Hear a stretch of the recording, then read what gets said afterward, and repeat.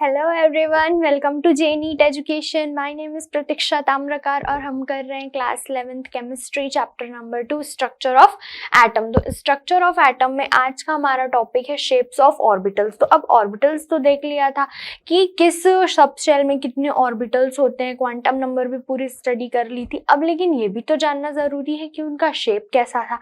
तो इनका शेप का कैलकुलेशन किया गया किसके थ्रू? श्रोडिंगर वेव इक्वेशन के थ्रू इनका कैलकुलेशन किया गया। तो सबसे पहले देख लेते हैं कि ऑर्बिटल क्या होता है, जस्ट क्विक रिवीजन। तो हमारा टॉपिक है आज का शेप ऑफ ऑर्बिटल्स। तो और ऑर्बिटल किसको बोला जाता है? N orbital is the region of the space around the nucleus within which the probability of finding of electron of given energy is maximum. तो ऑर्बिटल्स क्या होते हैं? ऑर्बिटल्स क्या होते हैं? न्यूक्लियस के चारों तरफ के वो स्पेस होते हैं, ऐसा स्पेस जहां पर probability of finding of electron maximum होती है। ठीक है, जहां पर हमें इलेक्ट्रॉन के मिलने की जो प्रोबेबिलिटी है वो बहुत ज्यादा होती है, उस रीजन को ही हम क्या बोलते हैं? उस रीजन को ही बोला जाता है ऑर्बिटल्स। अब ये ऑर्बिटल का शेप्स जो है वो कुछ कैसा भी जो भी होता होगा, इसका कैलकुलेशन कैसे किया गया? तो इसका कैलकुलेशन हम करते हैं श्रोडिंगर वेव इक्वेशन के थ्रू। तो the probability at any point around the nucleus is calculated using Schrodinger wave equation and is represented by the density of the points। तो इसके लिए Schrodinger wave equation को solve किया गया और वहां पर वेव फंक्शन साइन की वैल्यू निकाली गई।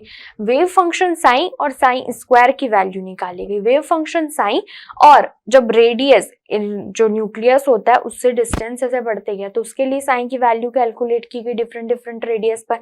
फिर जो साइन और साइन स्क्वायर की भी वैल्यू निकाली गई, क्योंकि साइन तो सिर्फ वेव फंक्शन होता है, साइन स्क्वायर जो होता है उसका मेन सिग्निफिकेंस होता है और वही जो होता है हमें प्रोबेबल इलेक्ट्रॉन डेंसिटी बताते हैं कि किसी पॉइंट पर इलेक्ट्रॉन की डेंसिटी कितनी होती है। For the coordinate X Y and Z, जब एस ऑर्बिटल का शेप जानना चाहा तब उसके लिए क्या किया गया? तो for the coordinates X Y और Z of the electron with respect to the nucleus Schrodinger wave equation can be solved. X Y Z axis के लिए डिफरेंट वहां पर इक्वेशन को सॉल्व किया गया and get the values of orbital wave function psi, और psi की values पाई गई। But psi has no physical significance. ये मैंने आपको पहले ही बता दिया था कि वेव फंक्शन का कोई फिजिकल सिग्निफिकेंस नहीं होता है। The square psi square has the significance as it gives the electron probability density of the electron at that point. तो ये क्या करता है? साइन स्क्वायर जो होता है वो हमें इलेक्ट्रॉन डेंसिटी बताते हैं कि किसी पर्टिकुलर पॉइंट पर कितनी डेंसिटी होती है। तो इसके लिए जो ग्राफ प्लॉट किया गया था, मीन्स साइन वेव फंक्शन और रेडियस के न्यूक्लियस से उसकी जो रेडियस होती है से बढ़ते जाती है, तो उसके लिए न्यूक्लियस से इलेक्ट्रॉन के न्यूक्लियस और उससे डिफरेंट डिस्टेंस पर साइन की वैल्यू कैलकुलेट की गई। तो उसके लिए ग्राफ आता है, ग्राफ प्लॉट किया जाता है। तो वो ग्राफ भी जो है वो कभी कभी आपके क्वेश्चंस एग्जाम्स में आ जाते हैं, तो वो ग्राफ हम देखते हैं।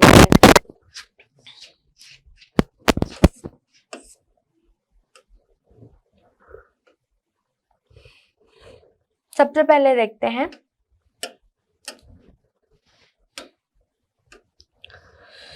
plots between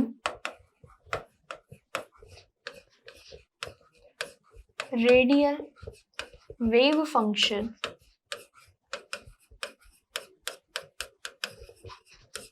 sine and distance from nucleus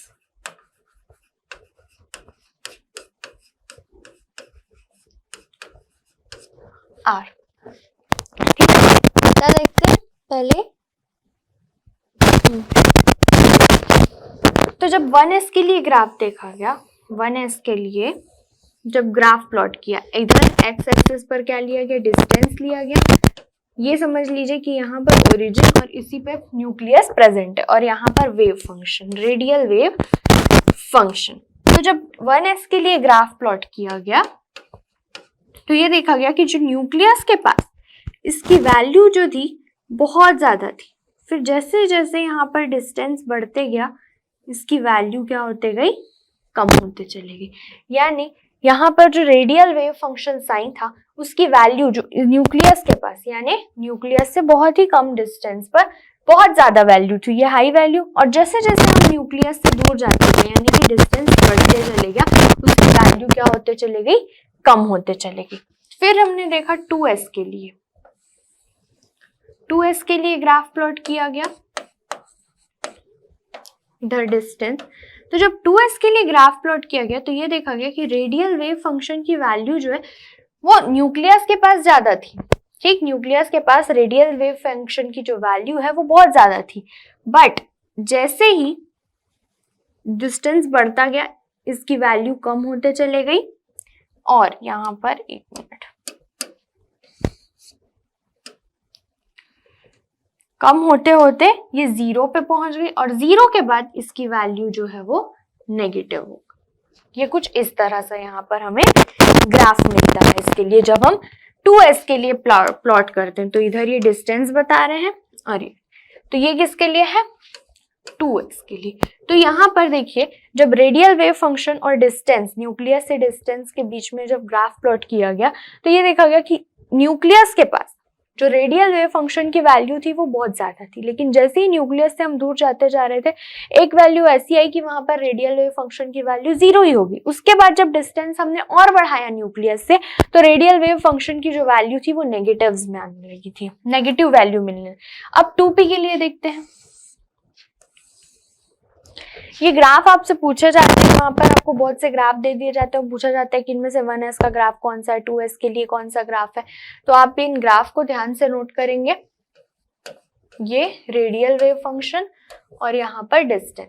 तो इसके लिए देखा गया कि यहाँ पर के जो रेडियस के पास है 2p के लिए जब रेडियल वेव फंक्शन और डिस्टेंस के बीच ग्राफ खींचा गया तो ये पाया गया कि जैसे जैसे डिस्टेंस बढ़ते जाता है वैसे वैसे वेव फंक्शन की जो वैल्यू वो भी इंक्रीज होते जाती है। एक पॉइंट पर, एक पर्टिकुलर डिस्टेंस पर इसकी वैल्यू मैक्सिमम होती है, उसके बाद जब हम और डिस्टेंस बढ़ाते जाते हैं न्यूक्लियस से तो इसकी वैल्यू कम होते चले जाती है ये। ठीक, तो ये प्लॉट्स थे किसके लिए, 1s, 2s और 2p के लिए। लेकिन इसका हमारे लिए कोई सिग्निफिकेंस नहीं है, बट हमें ये जानना चाहिए, ये हमें पता होना चाहिए कि ये जब साइन और मींस वेव फंक्शन और जो रेडियस है उसके बीच जब ग्राफ खींचा गया, डिस्टेंस के बीच ग्राफ खींचा गया तो ये किस तरह से मिले। मेन हमें जो इंफॉर्मेशन मिली वो किससे मिली, जब वेव फंक्शन की स्क्वायर और डिस्टेंस के बीच ग्राफ प्लॉट किया गया। तो ग्राफ या प्लॉट बिटवीन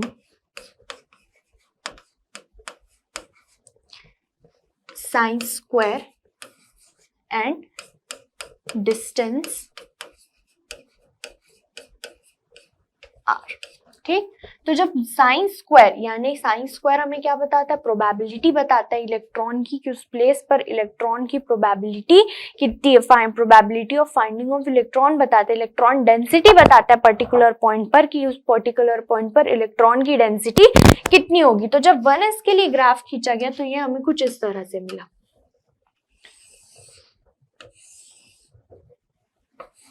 इधर डिस्टेंस r न्यूक्लियस से और इधर साइन स्क्वायर। तो जब ये ग्राफ प्लॉट किया गया तो हमें इस तरह से मिला। तो इस ग्राफ से हमारे पास क्लियर हो रहा है कि न्यूक्लियस के पास 1s ऑर्बिटल में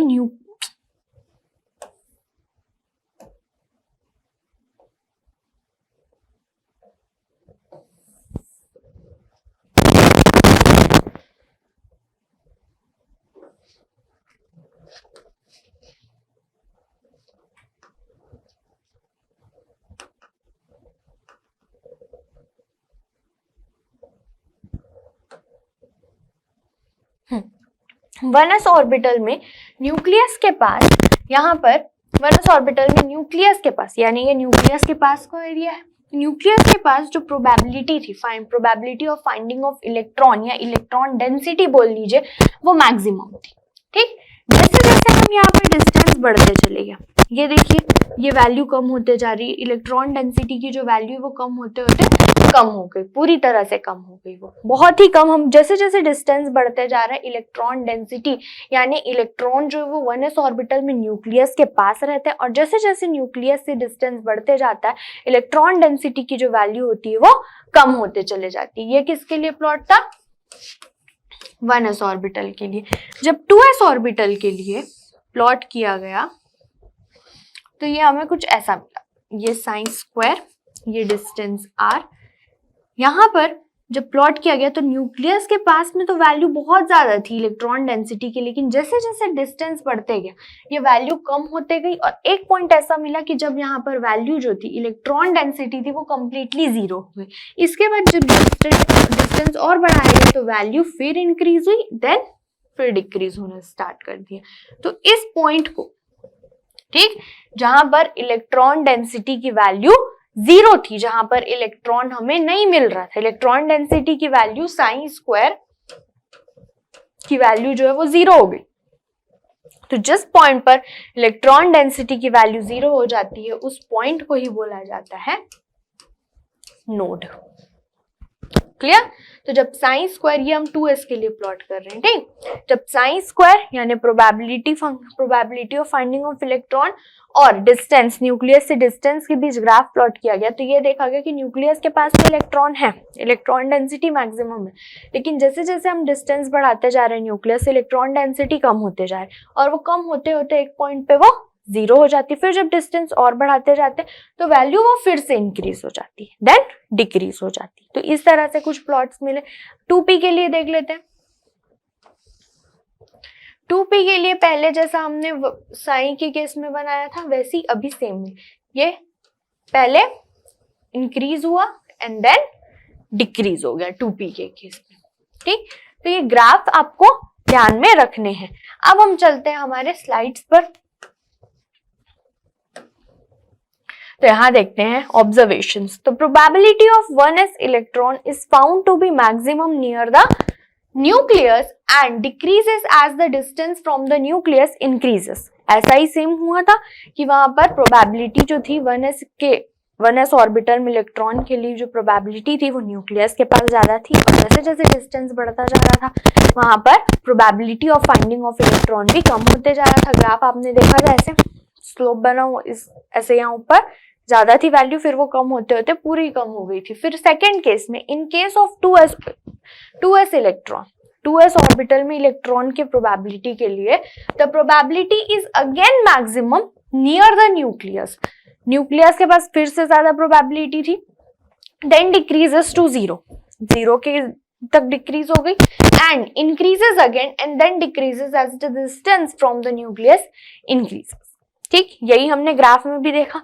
नेक्स्ट देखते हैं the intermediate region where the probability is zero is called the nodal surface. और एक एरिया ऐसा आया था, एक सरफेस ऐसा था जहां पर probability of finding of electron जो थी इस पॉइंट पर वो जीरो हो गई थी, और इसी को ही बोला जाता है नोड बोला जाता है।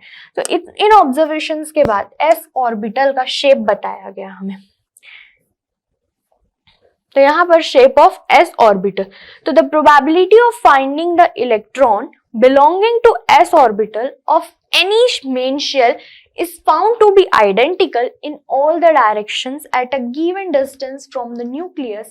Hence, s orbital is spherical in shape which is symmetrical around the nucleus. तो इतना प्रोबेबिलिटी कैलकुलेशन किया गया, और बहुत सारा कैलकुलेशन हमने देखा। अभी यहाँ पर जो ग्राफ प्लॉट किया था वो पूरा कैलकुलेशन के थ्रू आया था। तो जब ये प्लॉट किया गया तो ये देखा गया कि जो s ऑर्बिटल में इलेक्ट्रॉन्स है वो x, y, z, हमारे पास तीन डायरेक्शंस है, x, y, z, तीन एक्सिस है। तो उन तीनों ही एक्सिस में जो इलेक्ट्रॉन का डिस्ट्रीब्यूशन है वो आइडेंटिकल है। ऐसा नहीं कि इलेक्ट्रॉन सिर्फ x एक्सिस में मिल रहे हैं कि y एक्सिस में या z एक्सिस में। इलेक्ट्रॉन जो वो आइडेंटिकली सभी एक्सिस में, पूरे तीनों एक्सिस में आइडेंटिकली मिल रहे हैं, यानी सभी जगह एक जैसे मिल रहे हैं s ऑर्बिटल में इलेक्ट्रॉन।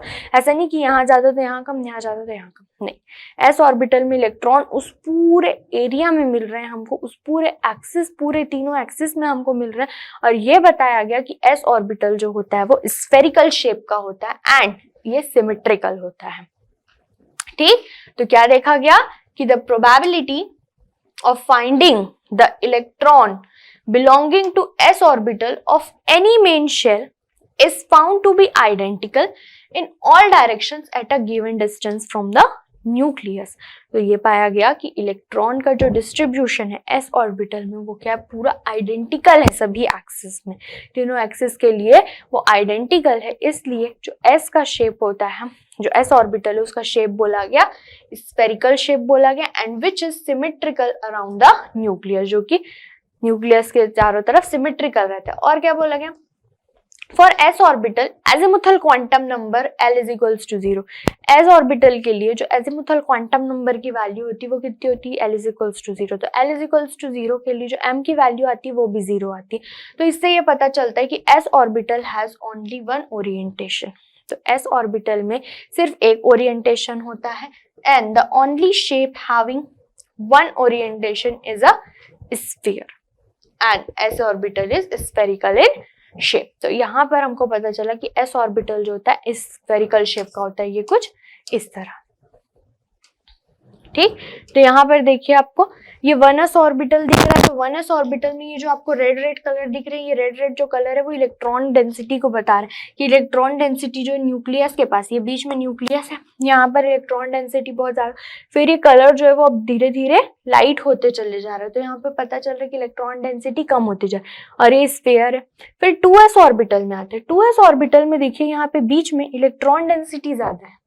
ठीक, फिर जैसे जैसे इलेक्ट्रॉन डेंसिटी हम न्यूक्लियस से, ये बीच में न्यूक्लियस, और जैसे जैसे हम यहाँ पे न्यूक्लियस से दूर जाते जा रहे हैं, ये न्यूक्लियस और दूर जाते जा रहे हैं, कलर लाइट होते जा रहे हैं। लाइट होते होते ये आपको व्हाइट कलर का रीजन दिख रहा होगा। उसके बाद फिर से इलेक्ट्रॉन डेंसिटी बढ़ी। तो कुछ ऐसा ही ग्राफ हमें मिला था जब हमने प्लॉट किया था। तो पहले इलेक्ट्रॉन डेंसिटी ज्यादा, ये फिर इलेक्ट्रॉन डेंसिटी कम। तो ये जो एरिया है, ये जो व्हाइट कलर का जो एरिया आपको दिख रहा है स्फेरिकल, इसी को ही बोला जाता है नोड। नोड क्यों बोला जाता है, क्योंकि वहां पर कोई भी इलेक्ट्रॉन नहीं मिलता। प्रोबेबिलिटी डेंसिटी जो finding of probability of electron जो होती है वहां पर 0 होती है, हमें एक भी इलेक्ट्रॉन वहां पर नहीं मिलने वाला। तो 2s ऑर्बिटल में देखिए, 2s ऑर्बिटल में कितने नोड्स मिल रहे हैं, यहाँ पर एक नोड। फिर उसके बाद ये वाली लाइन देखिए, तो यहाँ पर जब नोड आया, नोड के बाद फिर जब डिस्टेंस बढ़ते गया तो फिर से प्रोबेबिलिटी इलेक्ट्रॉन डेंसिटी जो है वो इंक्रीज होते गई, और एक वैल्यू आने के बाद वो फिर से डिक्रीज होते गए। 3s ऑर्बिटल में आते हैं। 3s ऑर्बिटल में देखिए न्यूक्लियस से हम दूर जाते गए, इलेक्ट्रॉन डेंसिटी कम होते गए, फिर ये एक नोड आ गया। फिर यहाँ पर क्या हुआ, फिर ये दूसरा, यहाँ पर फिर हमें एक इलेक्ट्रॉन क्लाउड मिला, फिर यहाँ पे डेंसिटी कम होते गई, फिर नोड आया, फिर इलेक्ट्रॉन क्लाउड मिला। तो 2s ऑर्बिटल में हमने देखा कितने नोड्स हैं हमारे पास, ओनली 1 नोड है। 3s ऑर्बिटल में कितने नोड्स हैं हमारे पास, 2 नोड्स मिले। तो यहाँ पर आपसे पूछा जाता है कि how many nodes in 1s 2s और 3s ऑर्बिटल। तो आप देख सकते हैं कि 1s 2s और 3s तीनों ही एक दूसरे से डिफरेंट है। हाँ, स्फेरिकल शेप है बट तीनों ही एक दूसरे से डिफरेंट है। कैसे, 1s ऑर्बिटल में कंप्लीटली इलेक्ट्रॉन मिल रहे हैं, वहां पर हमें नोड्स नहीं मिलते। बट 2s ऑर्बिटल में क्या हो रहा है, इलेक्ट्रॉन्स नोड्स जो है, एक नोड प्रेजेंट है। ठीक, the region where the probability of finding of electron is 0 is called node. 3s orbital में देखिए आपको नोड्स जो है, node number of nodes increase हो गए। 2s में सिर्फ एक नोड मिल रहा था, 3s में कितने नोड्स मिल रहे हैं, 2 नोड्स मिल रहे हैं। ठीक, तो यहाँ आपसे क्वेश्चन किया जाता है कि how many nodes in 2s 3s 4s या जो भी ऑर्बिटल। तो ये हम कैसे निकालते हैं, 2s में कितने नोड्स मिले, 1 नोड्स। 2s के लिए n की वैल्यू कितनी है, 2। नोड्स कितने मिल रहे हैं हमको, 1। तो यहाँ पर 2 - 1 कितना नोड, 1 नोड। 3s के लिए देखिए, 3s के केस में n की वैल्यू कितनी है, 3। नोड्स कितने मिल रहे हैं, नोड्स हमें मिल रहे हैं कितने, 2।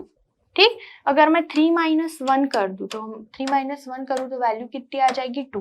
तो इसी तरह डिफरेंट s ऑर्बिटल्स में अगर हमें नोड्स निकालना है तो उसके लिए फॉर्मूला होता है n - 1, यानी उस ऑर्बिटल के लिए प्रिंसिपल क्वांटम नंबर की वैल्यू जितनी होगी उसमें से आप 1 माइनस कर दीजिए, और वही जो है नोड्स का नंबर है, उतने ही नोड्स हमें वहां पर मिलने वाले हैं। ठीक, तो यहाँ पर देखिए 2s orbital different from 1s orbital in having node within it. 3s has 2 nodes as ns orbital has n - 1 nodes. ns orbital मतलब कोई भी ऑर्बिटल्स हो सकता है, first, second, third, fourth, fifth, sixth, कोई भी जहां पर n की वैल्यू 1 से लेकर के 1 2 3 4 डैश डैश डैश जितनी भी होगी, तो उसके लिए किसी भी s ऑर्बिटल में जो नोड्स होते हैं उसकी वैल्यू कितनी होती है, n-1 वहां पर नोड्स प्रेजेंट होते हैं। अब देखते हैं नेक्स्ट, इनकी शेप्स हो गई 1s 2s 3s etcetera all have spherical shape, they differ in, है सबके में स्फेरिकल शेप बट डिफरेंट किस में, एक तो नोड्स के केस में मैंने बता दिया, and the number of nodes first and size and energy, size और एनर्जी के केस में भी डिफरेंट है। तो जैसे जैसे n की वैल्यू बढ़ती जाएगी, as the value of n increases size and energy also increases, तो these increases with increasing in principal quantum number n, तो जैसे जैसे n की वैल्यू जो है वो इंक्रीज होते चले जाएगी, यानी प्रिंसिपल क्वांटम नंबर की वैल्यू इंक्रीज होते जाएगी, s ऑर्बिटल जो है वो भी इंक्रीज होता जाएगा और उसकी एनर्जी भी जो है वो इंक्रीज होती चली जाएगी। क्लियर? जैसे वहां पर आपने देखा था ये 1s था, n की वैल्यू छोटी तो साइज भी छोटा, एनर्जी भी कम।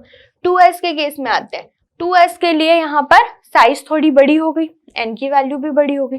3s में n की वैल्यू 3 हो गई, 1 और 2 से बड़ी, और यहाँ साइज भी बड़ी और इसकी एनर्जी भी ज्यादा होगी। ठीक, तो s ऑर्बिटल के लिए हमने क्या क्या देखा कि s ऑर्बिटल का शेप कैसा होता है, स्फेरिकल होता है, इसमें सिर्फ एक ही ओरिएंटेशन होता है, ये सिमेट्रिकल होता है, इसमें नोड्स मिलते हैं और नोड्स कितने होते हैं, n-1। ठीक, इनका साइज जो होता है, साइज और एनर्जी जैसे जैसे n की वैल्यू इंक्रीज होते जाती है, इनकी साइज और एनर्जी भी इंक्रीज होते चले जाती है। अब हम नेक्स्ट देखते हैं s ऑर्बिटल के बाद shapes of p orbital. Next है शेप ऑफ p ऑर्बिटल। तो जब प्रोबेबिलिटी कैलकुलेशन किया गया, यानी जब श्रोडिंगर वेव इक्वेशन के थ्रू p ऑर्बिटल का शेप जानना चाहा और उसके लिए कैलकुलेशन किया गया, तो वहां कैलकुलेशन में देखा गया कि जो p ऑर्बिटल है उनके लिए इलेक्ट्रॉन डेंसिटी जो है वो न्यूक्लियस बीच में, सेंटर में, और न्यूक्लियस के दोनों साइड ऐसे लोब्स के फॉर्म में। ठीक, ये इस तरह से, ये जैसे न्यूक्लियस हो गया और इस न्यूक्लियस के दोनों साइड ऐसे लोब्स के फॉर्म में हमें इलेक्ट्रॉन्स मिल रहे थे। ठीक, तो it is found that the probability of finding of electron is maximum in two lobes on the opposite side of the nucleus। तो p ऑर्बिटल में जो इलेक्ट्रॉन डेंसिटी होती है वो न्यूक्लियस के दोनों अपोजिट साइड्स में ज्यादा होती है, किसके फॉर्म में, किस रूप में, लोब्स के फॉर्म में। This give rise to dumbbell shape. तो p ऑर्बिटल जो होता है उसका शेप कैसा होता है, डम्बल शेप होता है।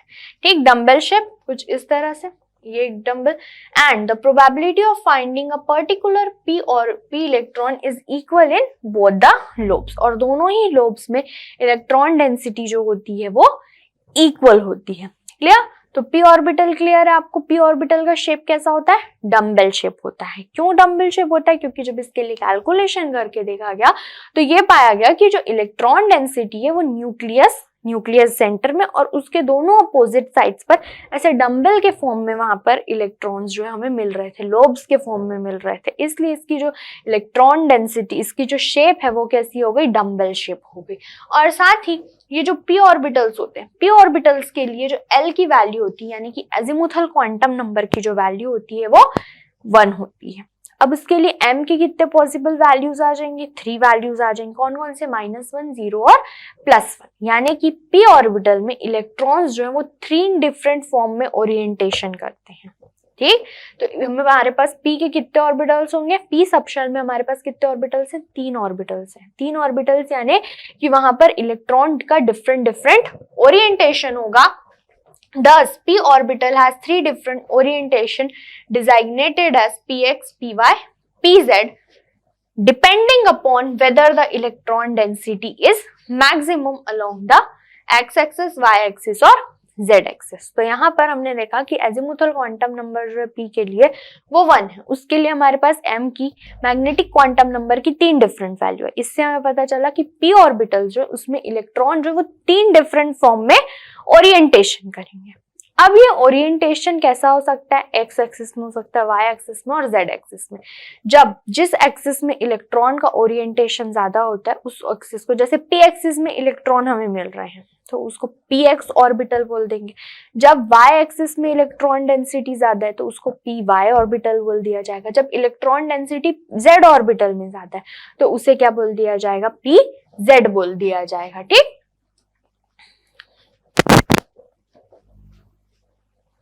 ये तो ये इस तरह से कुछ शेप्स हैं पी एक्सिस के। तो यहाँ पर ये पी एक्स ऑर्बिटल, क्लियर है आपको इमेज?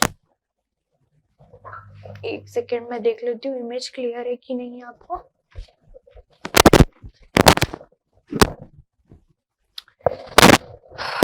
सॉरी क्लियर नहीं है थोड़ा सा, हम लोग इसे बोर्ड में बना लेते हैं।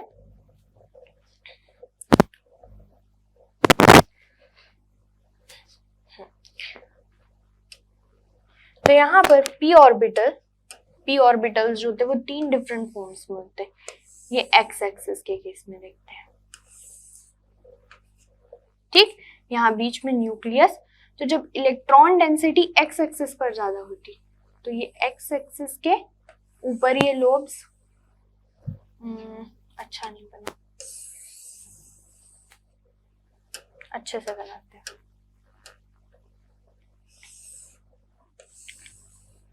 ये एक्स वाई और ये जेड एक्सिस।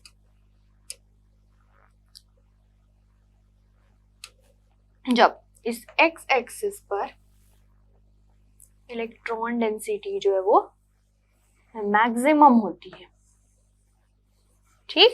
ये यहाँ पर पूरे अच्छे से इलेक्ट्रॉन फिल है, ये इस तरह से। तो जब एक्स एक्सिस पर इलेक्ट्रॉन डेंसिटी मैक्सिमम होती है तो उस ऑर्बिटल को क्या बोला जाता है? पी एक्स ऑर्बिटल, ठीक। ये क्लियर? ये हमारा बन गया अच्छा सा डायग्राम, बहुत अच्छा नहीं है बट ठीक। ये है पी एक्स ऑर्बिटल। अब देखते हैं पी वाई के केस में। तो पी वाई में क्या हो जाएगा? इलेक्ट्रॉन डेंसिटी किस एक्सिस पर आ जाएगी? वाई एक्सिस पर। ये यहां से Z, अब बनाते हैं वाई एक्सिस के लिए। तो ये इलेक्ट्रॉन डेंसिटी वाई एक्सिस पर मैक्सिमम, ठीक। इसे पूरा मैं अभी फिल नहीं कर रही हूं, ये ठीक, ये पूरा ऐसे कंप्लीटली फिल। तो ये रहा वाई एक्सिस के लिए, और ये भी हो गया कंप्लीटली फिल, ठीक। और एक देख लेते हैं जेड एक्सिस। तो इलेक्ट्रॉन डेंसिटी जब जेड एक्सिस पर मैक्सिमम होती है, ये हो गया हमारा पी वाई। और एक पी जेड देख लेते हैं, ये एक्स जेड और ये वाई।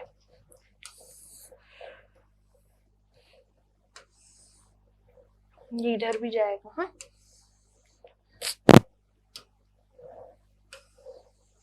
ये गया Y X Y and Z axis. तो इसके लिए देख लेते हैं, ये इस तरह।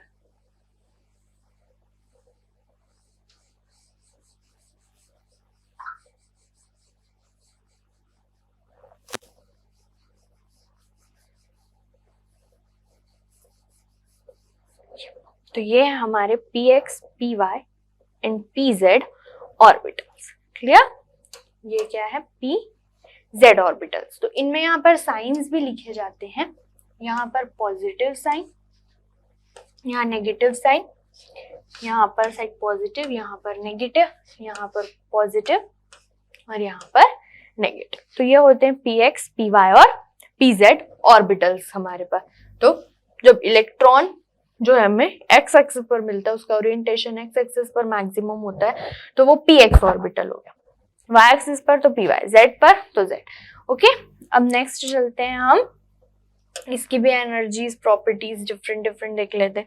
फिर दिया गया कि P orbital have directional characteristic and hence are helpful in predicting the shapes of molecules. तो पी ऑर्बिटल्स जो होते हैं उसकी डायरेक्शनल कैरेक्टरिस्टिक्स होती है, यानी पी ऑर्बिटल एक्स डायरेक्शन में है तो वो एक तरह से डायरेक्शनल कैरेक्टरिस्टिक, वहां पे हमें वो पर्टिकुलर डायरेक्शन इंडिकेट कर रहा है कि इलेक्ट्रॉन यहाँ पे इस डायरेक्शन से यहाँ पर ऐसा मिलेंगे वहां। तो ये सब आपको जब और हम जब 4th चैप्टर पढ़ेंगे केमिकल बॉन्डिंग, तो वहां पे और अच्छे से क्लियर हो जाएगी। तो फाइनली ये तो हम देख लेते हैं कि पी ऑर्बिटल में क्या होता है, डायरेक्शनल कैरेक्टरिस्टिक होती है। As the n increases means principal quantum number increases. So as the principal quantum number increases, these p orbital become larger in size. तो जैसे जैसे principal quantum number की value increase होते जाती है, उसकी size क्या होती जाती है, और large होते जाती है, और साथ ही उसकी energy भी increase होती जाती है. The three p orbitals belonging to a particular energy shell have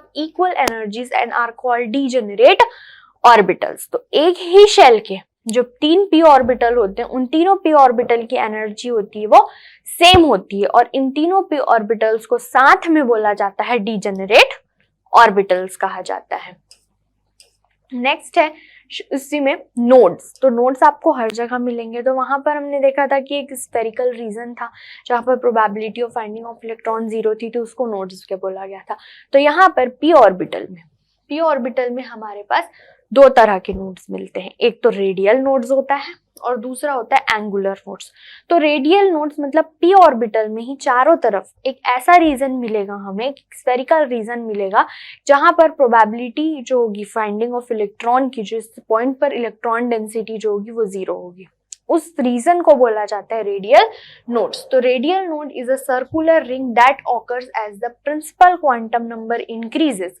here the number of radial nodes for p orbital is given by n-2. तो 2p ऑर्बिटल में एक भी 2p ऑर्बिटल के लिए रेडियल नोड्स की फॉर्मूला क्या है, n-2. और किसी भी ऑर्बिटल जैसे 3s 4s 5s या p ऑर्बिटल के लिए 2p 3p 4p 5p ऐसे किसी भी ऑर्बिटल में अगर रेडियल नोड्स हमें निकालना है तो उसकी फॉर्मूला n-l-1. n जहां पे प्रिंसिपल क्वांटम नंबर, l जो है एजीमुथल क्वांटम नंबर. ये अभी हम देखेंगे. पहले डेफिनेशन देख लेते हैं कितने नोड्स मिलते हैं. एक रेडियल नोड्स है. रेडियल नोड्स क्या होता है, एक सर्कुलर स्फेरिकल रीजन होता है जहां पर प्रोबेबिलिटी जो होती है इलेक्ट्रॉन डेंसिटी की, electron finding of probability of electron जो होती है वो 0 होती है. ठीक, n की वैल्यू जैसे जैसे इंक्रीज होते जाती है ये भी इंक्रीज होते जाता है. और किसी पर्टिकुलर p ऑर्बिटल में आपको रेडियल नोड्स निकालने तो इसकी फॉर्मूला होता है n-l-1. ये कैसे रहता है हम देखेंगे. 2p में एक भी रेडियल नोड्स नहीं मिलते हमें, 3p में 1 रेडियल नोड्स, 4p में 2 रेडियल नोड्स. अब आता है एंगुलर नोड्स. एंगुलर नोड्स को नोडल प्लेन भी बोला जाता है. तो this represents the plane passing through the nucleus where probability density is 0. अब यहाँ पर इमेजिन करते हैं, देखिए ये रहा हमारा z ऑर्बिटल. इस इमेज में z को ऐसे इसने इधर ले लिया, मैंने z को इस तरफ लिया है. ठीक, तो ये pz ऑर्बिटल.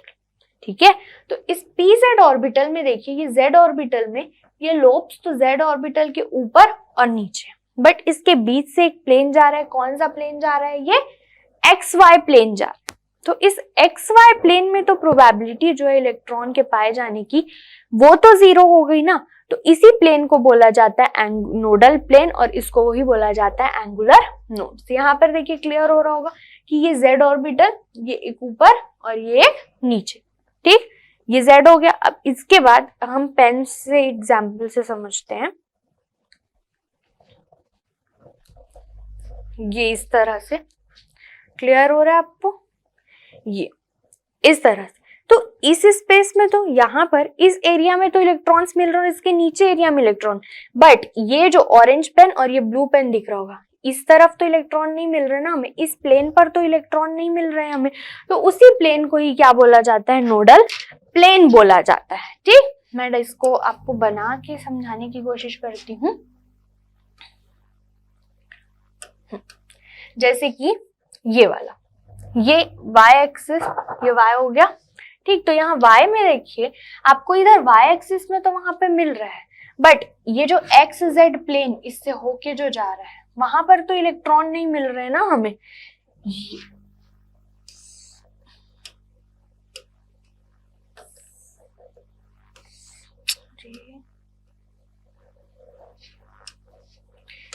ये जैसे कि ये इस एरिया में इलेक्ट्रॉन है, इस एरिया में इलेक्ट्रॉन है, बट ये कौन सा हो गया, सपोज ये y और ये x और ये z. तो ये वाला जो प्लेन है बनाती हूँ,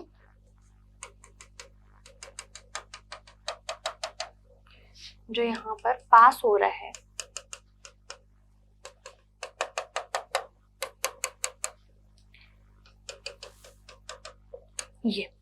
ये जो एक्स जेड प्लेन है, ये इस एक्स जेड प्लेन पर तो हमें इलेक्ट्रॉन नहीं मिल पा रहे हैं, ये यहाँ पर आएगा, ये कुछ इस तरह से, ये इस एक्स जेड प्लेन पर तो हमें इलेक्ट्रॉन नहीं मिल पा रहे हैं। जैसे कि ये हमारा, ये जो एक्स जेड प्लेन है, इसके ऊपर ये ऐसे, ये यहाँ इलेक्ट्रॉन मिल रहा है और इसके नीचे इलेक्ट्रॉन मिल रहा है, बट मेरे जो फिंगर्स हैं वो प्लेन है, कौन से, एक्स जेड प्लेन, तो उस जगह पर तो इलेक्ट्रॉन नहीं मिल रहा, तो उसी जगह को क्या बोला जाता है, नोडल सरफेस बोला जाता है या नोडल प्लेन बोला जाता है। ठीक, तो यहाँ पर हम इसमें देखते हैं स्लाइड्स में, इस तरफ देखिए, जब एक्स एक्सिस पर इलेक्ट्रॉन मिल रहा था तो वहां पर कौन सा, वाई जेड जो है वो नोडल प्लेन हो गया। ठीक, ये एक्स एक्सिस पर गया, बट इसके बीच से भी तो एक प्लेन जा रहा है, न्यूक्लियस से होके, ये एक्स एक्सिस हो गया जहां पर आपको इलेक्ट्रॉन मिल रहा है, इसके इधर और इसके इधर, बट इसके बीच से भी तो वाई जेड प्लेन जा रही है ना, तो यहाँ पर तो आपको इलेक्ट्रॉन नहीं मिल रहा है, तो फिर ये क्या हो गया, नोडल प्लेन हो गया। सिमिलरली यहाँ पर इस तरफ जब ये ऐसे इस एक्सिस पे था, तो इसके स्ट्रेट से भी तो एक, बीच से भी तो एक प्लेन जा रही है, वहां पे भी इलेक्ट्रॉन नहीं मिल रहे, तो इसको हम क्या बोलते हैं, नोडल प्लेन बोला जाता है। ये एक आपका एक लोब जो इस बाहर की तरफ और एक लोब ऐसे पीछे की तरफ, लेकिन ये जैसे इस डायग्राम में इसने इसको वाई पी वाई कहा है, तो ये पी वाई वाला ऑर्बिटल हो गया, इसमें एक लोब बाहर एक लोब बंद, लेकिन उसके बीच से ये एक्स जेड प्लेन जा रहा है, तो ये क्या हो गया, नोडल प्लेन हो गया। ठीक, तो यहाँ पर ये हमारे पास दो तरह के नोड्स होते हैं, रेडियल नोड्स और एंगुलर नोड्स, इनको अब हम साथ में देखते हैं। तो ये देखिए, ये एक डायग्राम, इस डायग्राम में ये आप कुछ इस लोब्स की तरह समझ सकते हैं, ये एक लोब और ये एक लोब, तो ये दोनों लोब के बीच से एक प्लेन जा रहा होगा और उसी प्लेन को हम क्या बोलते हैं, नोडल प्लेन बोला जाता है। और इस लोब्स के इधर चारों तरफ ये आपको स्फेरिकल रीजन दिख रहा होगा और यही स्फेरिकल रीजन जो है वो रेडियल नोड्स होता है। क्लियर, अब इतना क्लियर हो गया। अब नेक्स्ट देखते हैं शेप्स ऑफ डी ऑर्बिटल। तो डी ऑर्बिटल के लिए हमारे पास जो एल की वैल्यू होती है, ठीक, डी ऑर्बिटल के लिए एल की वैल्यू कितनी होती है, 2 होती है। ठीक, for D orbital L is equals to 2, hence M की वैल्यू कितनी होती है हमारे पास, -2 -1 0 +1 +2, ये हमारे पास एम की वैल्यूज होती हैं। तो इस तरह से हमारे पास डी ऑर्बिटल जो है वो 5 टाइप के होते हैं, 5 टाइप्स के हमारे पास डी ऑर्बिटल होते हैं, जिनके नाम क्या क्या होते हैं, dxy, dyz, dzx, और मैं लिख देती हूँ dxy, dyz, dzx, dx² - y² और dz²। ये 5 डिफरेंट ऑर्बिटल्स होते हैं। इनका शेप जो होता है वो डबल डम्बेल होता है। ठीक, इनका शेप डबल डम्बेल होता है। चलिए इनका शेप्स बना लेते हैं पहले, फिर इनके बारे में और स्टडी करेंगे।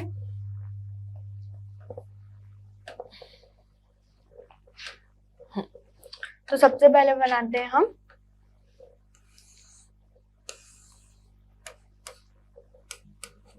dxy के लिए। तो dxy, तो यहाँ पे ऑर्बिटल्स में देखा था कि जो लोब्स थे वो एक्सिस के ऊपर थे, तो यहाँ पर 3 ऑर्बिटल्स होते हैं, dxy, dyz और dzx, जिनमें जो लोब्स होते हैं वो जो एक्सिस के बीच में होते हैं, बिटवीन द एक्सिस होते हैं लोब्स। ठीक, तो जैसे dxy, तो ये एक्स एक्सिस और ये y एक्सिस, तो लोब्स कहाँ पे होंगे, एक लोब इधर और ये इसका दूसरा लोब, यहाँ पर एक लोब ये कुछ इस तरह से यहाँ पर लोब्स प्रेजेंट होते हैं, ये पॉजिटिव निगेटिव। ठीक, dxy हो गया। अब हम देखते हैं dyz।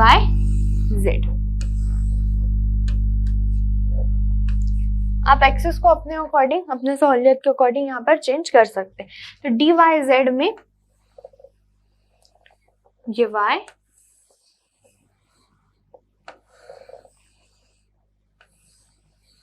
ये इस तरह, ये बीच में न्यूक्लियस, ये हो गया dxy dyz, ये हो गया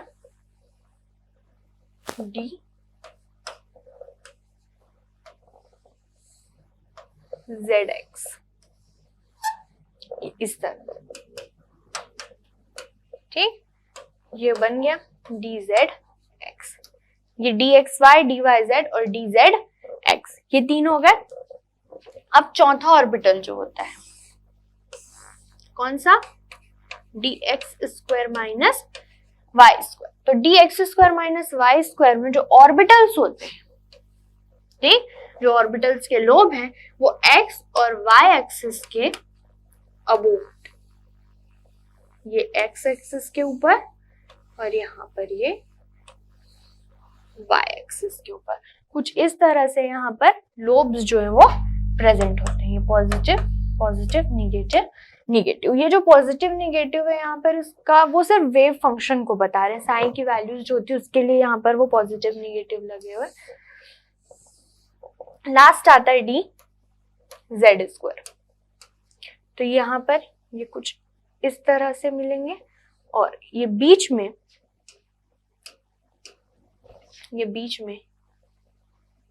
यहाँ पर इलेक्ट्रॉन क्लाउड रहते हैं, ठीक। तो ये हमारे पास जो 5 d ऑर्बिटल्स है उनका डिफरेंट डिफरेंट शेप्स है। तो जो ये 4 d ऑर्बिटल जो आपको दिख रहे होंगे dxy dyz dzx और dx square minus Y square, ये तो डबल डम्बल शेप के हो गए, डबल डम्बल है यहाँ पर। और बट ये एक जो होता है लास्ट वाला dz स्क्वायर, तो इसमें एक लोब जो होता है z एक्सिस के ऊपर और दूसरा नीचे और बीच में ऐसे रिंग बना हुआ होता है इलेक्ट्रॉन क्लाउड का। तो ये जो होता है डोनट लाइक शेप या बेबी स्नूदर, ऐसा शेप इसको बोला जाता है, ठीक। तो यहाँ पर आपको शेप्स क्लियर हो गए। अब आते हैं dz स्क्वायर है donut shaped like electron cloud in the centre where other has clover leaf like shape. तो बाकी जो चार बचे हुए थे उनका शेप कैसा था, क्लोवर लीफ लाइक था, ठीक। इसके बाद इसके पहले हमने देखा था there are 5 d orbitals, 5 d orbital से depending upon the axis along which और between which there electron clouds are concentrated. तो ये जो 5 d ऑर्बिटल्स थे वो उनके डिफरेंट डिफरेंट ओरिएंटेशंस को बता रहे थे। जब इलेक्ट्रॉन क्लाउड जो है x और y एक्सिस के बिटवीन था तो वो dxy ऑर्बिटल हो गया। जब इलेक्ट्रॉन क्लाउड y और z के बिटवीन था तो dyz ऑर्बिटल हो गया। जब zx के बिटवीन में इलेक्ट्रॉन क्लाउड तो वो क्या हो गया, dzx ऑर्बिटल हो गया। जब electron cloud above the X axis and Y axis था तो वो X square minus Y square हो गया। जब dz पे आया इलेक्ट्रॉन क्लाउड, ठीक, dz ऑर्बिटल पे आया जिसमें इलेक्ट्रॉन क्लाउड जो बीच में रिंग बना के था तो वो dz स्क्वायर हो गया। अब यहाँ पर भी नोड्स आते हैं, तो यहाँ पे भी नोड्स दो टाइप के होते हैं, एक रेडियल नोड्स और एक एंगुलर नोड्स। तो रेडियल नोड्स का नंबर कैसे निकाला जाता है, n माइनस l माइनस 1, ठीक। एंगुलर नोड्स होते हैं यहाँ पर दो टाइप के होते हैं, देखते हैं। हर d ऑर्बिटल में, ये d ऑर्बिटल्स के शेप, हर d ऑर्बिटल में दो तरह के नोड्स, यहाँ पर दो एंगुलर नोड्स प्रेजेंट होते हैं। ये आपको दो डिफरेंट प्लेन दिख रहे होंगे वहां बीच से जाते हुए, ठीक है। ये इसमें देखते हैं, जैसे कि ये कौन सा ऑर्बिटल लिया गया है यहाँ पर, dxy ऑर्बिटल है। मतलब यहाँ पर जो इलेक्ट्रॉन क्लाउड है वो इस x एक्सिस में, ये x एक्सिस और ये y एक्सिस के बीच में प्रेजेंट है। तो वहां पर बीच में जो न्यूक्लियस है, यहाँ एक प्लेन इधर से गया, ये एक प्लेन, और एक प्लेन जो है वो ये वाला, एक जो yz प्लेन और एक जो है xz प्लेन जो है वहां बीच में से जा सकता है, ठीक। तो यहाँ पर दो एंगुलर नोड्स हमारे पास प्रेजेंट होते हैं। तो ये जो है आपके तीन जो ऑर्बिटल्स हैं, s ऑर्बिटल, p ऑर्बिटल और d ऑर्बिटल, तो इनका ये शेप्स है। आई होप आपको ये समझ आया होगा। आई नो थोड़ा सा एंगुलर नोड्स में कंफ्यूजन रहता है, तो यहाँ पर आप देखिएगा एकदम, आप जब इस इमेज को ध्यान से समझेंगे ना बहुत अच्छे से ये समझ आता है कि यहाँ पर ये एक ऑर्बिटल जो है वो पीछे, एक लोब जो है एक्स एक्सिस का वो पीछे की सामने की तरफ और एक जो है वो पीछे की तरफ जा रहा है, ठीक। एक यहाँ पर y एक्सिस एक्स जेड के बीच में और एक यहाँ पर इधर। तो इनमें ये एक वाला देखिए, ये एक प्लेन ये वाला, ये इस तरह से y z प्लेन, और यहाँ पर ये वाला, ये जो है एक्स जेड प्लेन जा रहा है यहाँ पर से, ठीक। तो ये जो दो प्लेन होते हैं, यहाँ पर probability of finding of electron 0 होती है और इन्हीं को ही बोला जाता है एंगुलर नोड्स बोला जाता है। इसमें भी ये दो प्लेन्स हैं इस तरह से, यहाँ पर भी दो प्लेन्स ऐसे होते हैं जिनमें probability of finding of electron जो होती है वो 0 होती है, ठीक। यहाँ पर भी है, यहाँ पर भी दो प्लेन्स प्रेजेंट है। तो जो डी ऑर्बिटल्स, एस पी और डी ऑर्बिटल्स है, इनका शेप्स मैंने आपको क्लियर कर दिया है। तो आई होप आपको समझ आया होगा। तो आज के लेक्चर में इतना ही, मिलते हैं नेक्स्ट वीडियो लेक्चर में। बने रहिएगा हमारे साथ और वीडियो पसंद आए तो लाइक शेयर और सब्सक्राइब जरूर कीजिएगा। Thank you.